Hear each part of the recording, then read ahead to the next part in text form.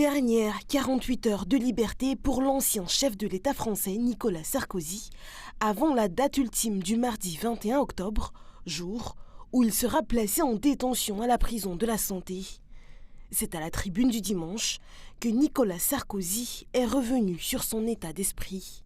Je n'ai pas peur de la prison. Je garderai la tête haute, y compris devant les portes de la Santé. Je n'ai rien à me reprocher. Je n'ai rien volé. Je n'ai pas trahi. Pour des raisons de sécurité, Sarkozy devrait être incarcéré dans le quartier d'isolement de l'établissement pénitentiaire de Paris, sans contact avec les autres détenus.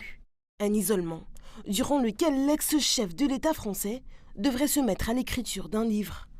À l'extérieur, ses proches se mobilisent. Louis Sarkozy a appelé à un rassemblement le jour de l'incarcération de son père.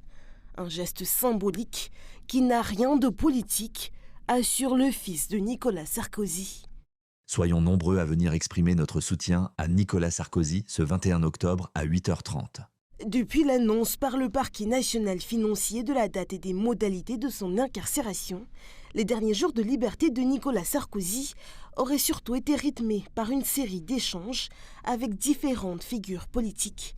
Parmi elles, Rachida Dati, Édouard Philippe ou encore Marine Le Pen et Emmanuel Macron. Pour rappel, il a été condamné à 5 ans de prison ferme le 25 septembre dernier pour association de malfaiteurs dans le cadre de l'enquête sur le financement présumé de sa campagne présidentielle de 2007 par l'ancien dirigeant libyen Mouammar Kadhafi. Une situation inédite en France puisque Sarkozy, président de 2007 à 2012, deviendra mardi le tout premier président de la République française à être incarcéré. Une demande de remise en liberté devrait être déposée auprès de la cour d'appel par ses avocats, et ce, dès les premières heures de son incarcération. La juridiction de seconde instance aura un délai de 2 mois pour se prononcer.